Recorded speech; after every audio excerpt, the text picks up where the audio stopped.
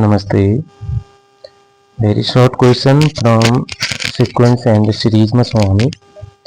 Note जस्तो बनाएर राखेको छु, यसलाई म डिस्क्राइब गरिदिनेछु, ध्यान दिएर हेर्नुहोला।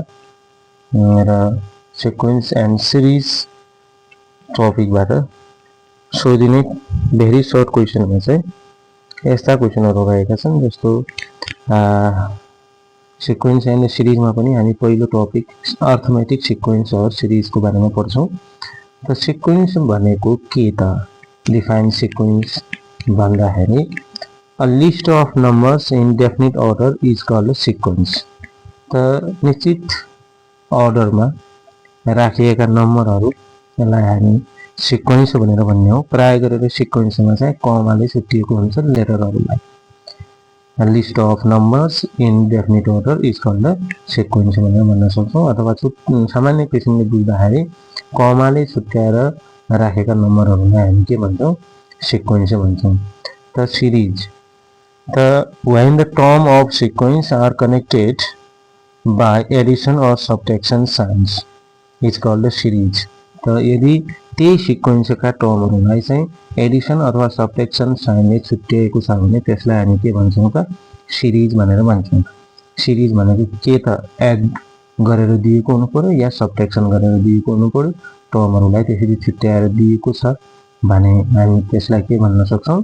सिरिज। जस्तो माथि इक्जाम्पल सिक्वेन्समा 3, 5, 7 डट डट भनेको थियौँ भने त्यसैलाई यदि प्लस साइन गरेर दिएको छ है, 3 + 5 + 7 + डट डट भनेपछि व्हिच इज सिरिज, त्यो हाम्रो सिरिज बनिहाल्छ।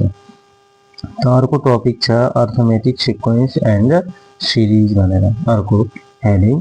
त a sequence is said to be an arithmetic sequence.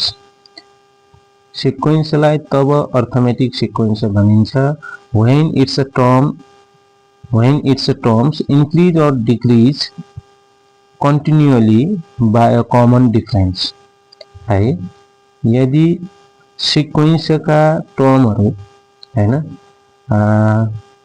कन्टिन्युअली same अर्डरमा इन्क्रिज भएका छन् या डिक्रिज भएका छन् है, फिक्स्ड कमन डिफरेन्सले भनेपछि त्यो बेला त्यो सिक्वेन्सलाई हामी अर्थमेटिक सिक्वेन्स भन्छौँ। अथवा त्यसलाई यसरी पनि बुझ्न सकियो, यदि सिक्वेन्सका टर्महरू बराबर डिफरेन्समा के भएका छन्? बढेका छन् या घटेका छन् भनेपछि त्यसलाई हामी अर्थमेटिक सिक्वेन्स भन्छौँ। त the corresponding series of this sequence is called arithmetic series. त अर्थमेटिक सिक्वेन्सलाई नै एडिसन अथवा सबट्र्याक्सन गरेर राखिदिएको छ है। सेम अर्डरमा इन्क्रिज र डिक्रिज त हुने नै भाइ, इन्क्रिज अथवा डिक्रिज त हुनु नै छ। त प्लस अथवा माइनस गरेर छुट्याएर राखिदिएको छ भने त्यसलाई के भन्छ? अर्थमेटिक सिरिज भनेर भन्छौँ। जस्तो इक्जाम्पलको रूपमा 3, 7, 11, 15 dot dot is an arithmetic sequence. किन अर्थमेटिक सिक्वेन्स हो भन्दाखेरि पहिला त सिक्वेन्स बुझ्नु पर्यो। सिक्वेन्स भनेको कमाले छुट्याएर दिएको छ। त अर्थमेटिक किन भयो भन्दाखेरि यिनीहरूको बीचको डिफरेन्स हेर्नुहोस् न, सबैमा बराबर रूपमा इन्क्रिज भएको छ। 3 + 4 7, 7 + 4 11, 11 + 4 15, 15 + 4 कति होला त? 19 डट डट भन्न सकियो। त +4 ले इन्क्रिज भइरहेछ भने अर्थमेटिक सिक्वेन्स हुन आउँछ यो।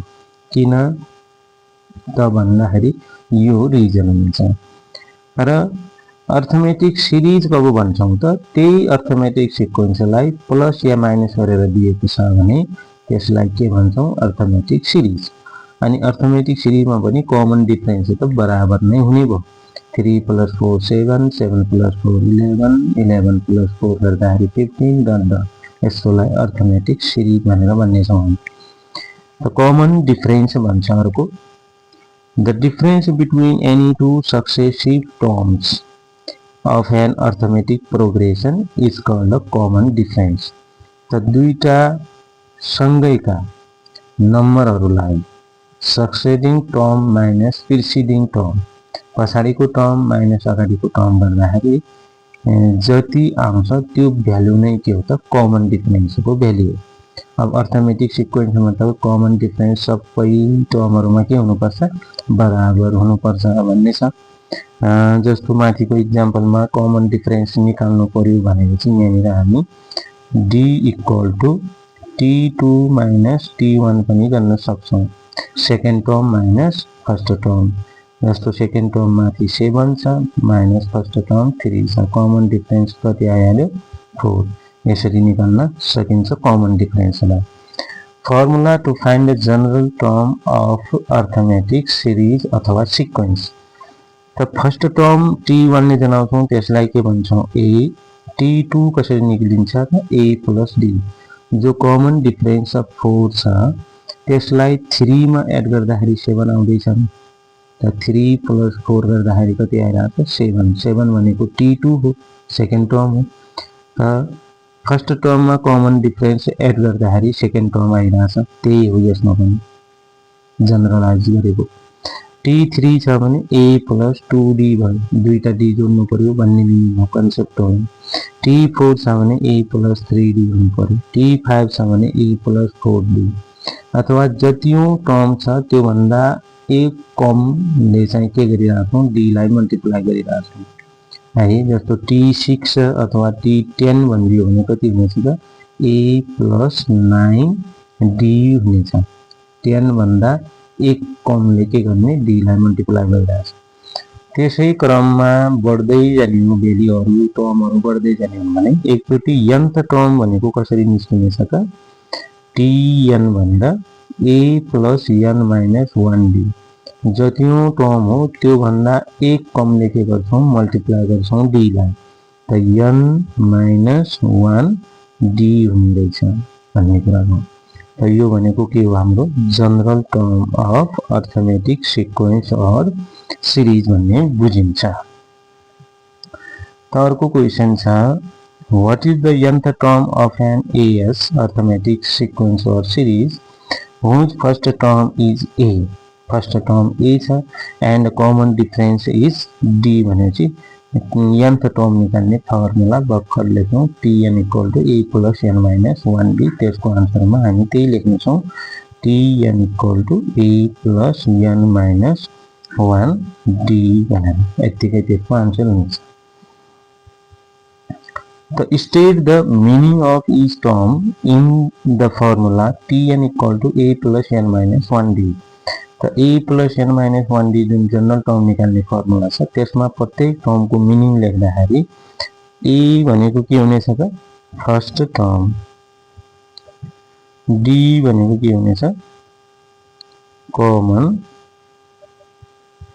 डिफरेन्स, n भनेको के हुनेछ नम्बर अफ टर्म्स, अनि जो tn छ त्यो nth टर्म। यो चाहिँ मिनिङ भयो त्यसमा युज हुने प्रत्येक सिम्बलहरुको। त which of the following sequence are arithmetic sequence. तलका कुन चाहिँ सिक्वेन्स अर्थमेटिक सिक्वेन्स हुन् भनेर भनेको छ त्यो हामी यहाँ चेक गर्न सक्छौं। जस्तो 1 प्लस 1 प्लस 1 गर्दाखेरि कति आइरहेछ 2, 2 plus 1 3, 3 plus 1 4, 4 plus 1 5, 5 plus 1 6, 6 plus 1 7। त यो के हो त अर्थमेटिक सिक्वेन्स हो भन्न सकिन्छ, किन त कमन डिफरेन्स के छ सबैको बराबर आइरहेछ। अर्को कुरो छ अर्को क्वेशनमा 4 6 8 10 12 14 16 18 यो पनि अर्थमेटिक सिक्वेन्स नै हो। किन हो भन्दाखेरि प्रत्येकको डिफरेन्स कतिले बढिरहेछ त 2 ले बढ्दै गइरहेको छ। तब यसलाई के भन्यौ अर्थमेटिक सिक्वेन्स भन्न पायौ। त्यसरी नै क्वेशन नम्बर C मा छ 18 15 12 9 6 3। तपाईको पहिलो टर्म कति छ 18, 18 बाट 15 भनेको कति भयो घटाउँदाखेरि 3 ले कम छ भनेको 15 माइनस 18 हो भने त कमन डिफरेन्स यहाँ कति भइराछ -3 को भइराछ।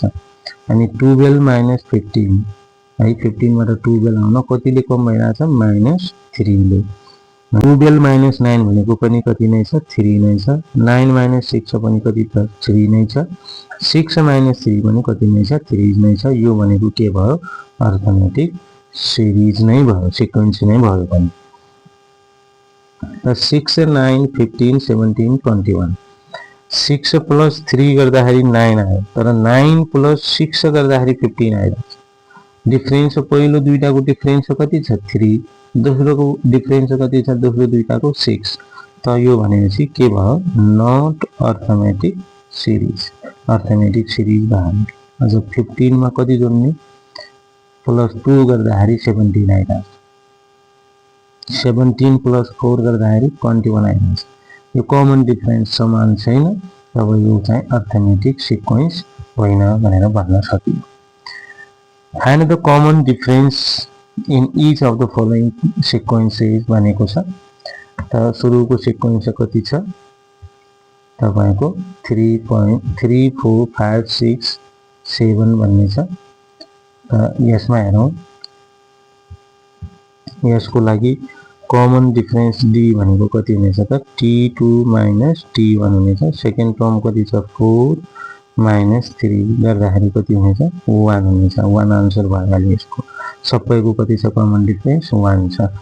जस्तो यो क्वेशनमा 10 12 14 16 छ, प्रत्येकको कति ले इन्क्रिज भइरहेछ प्रत्येक टर्म +2 ले। त d भनेको t2 - t1 गर्दिने, 12 - 10 गर्दाखेरि कति आउनेछ 2 आउनेछ। यसको कमन डिफरेन्स पनि भयो। अनि 20 18 16 14 12 हेर्दाखेरि सबै के भइरहेछ समान रूपमा डिक्रिज भइरहेको छ। र यसको कमन डिफरेन्स d निकाल्नु पर्यो भने सेकेन्ड टर्म 18 - फर्स्ट टर्म 20 कति हुने भयो -2 ले चाहिँ डिक्रिज भइरहेको छ भ्यालुहरु, भने common difference is -2। Sixth term of arithmetic progression is 19 and common difference is 3. Find its seventh term भनेको छ।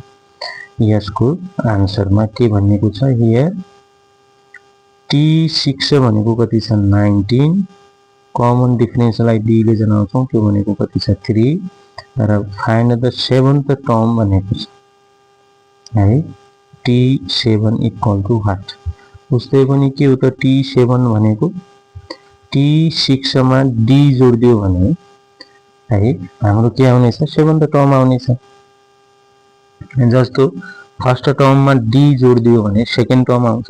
त्यसरी नै सिक्स्थ टर्म दिएको छ, सेभेन्थ टर्म निकाल्नु छ भने सिक्स्थ टर्ममा के गर्दिने कमन डिफरेन्सको भ्यालुलाई जोड्दियो भने सेभेन्थ टर्म आउनेछ। t6 भनेको कति छ 19 प्लस d भनेको 3 एड गर्ने हो भने कति भयो हाम्रो 22 आन्सर हुनेछ। त्यसरी नै अर्को क्वेशन छ eighth term of an arithmetic progression is 44. t8 भनेको कति छ 44, कमन डिफरेन्स इज 4 भनेको छ। फाइन्ड द सेभेन्थ टर्म भनेको छ t7 इक्वल टु व्हाट है। t8 मा t8 भनेको 44 छ हाम्रो। त t8 बाट कमन डिफरेन्सलाई घटाइदिनु, t8 बाट कमन डिफरेन्सलाई घटाइदिनु हो भने के आउनेछ t7। जस्तो t8 भनेको के हो त t7 प्लस d हो। त d दिएको छ हामीलाई चाहिँ t7 निकाल भनेको छ भने t7 equal to t8 minus d भइहाल्यो। तब कति भयो त t8 भनेको 44 हैन -4 हुँदाखेरि कति आन्सर हुनेछ 40। यो हाम्रो चाहिँ फाइनल आन्सर हुनेछ। धन्यवाद। यस्तै बाँकी क्वेशनहरु लिएर हामी अर्को पाठमा आउनेछौं। तपाईहरु चाहिँ यस्तै क्वेशनहरुलाई चाहिँ पढ्नु होला है, मेमोराइज गर्नु होला, प्लस सम्झेर आफ्नो तयारीलाई चाहिँ बलियो बनाउनु होला। धन्यवाद। Have a nice day. Thank you.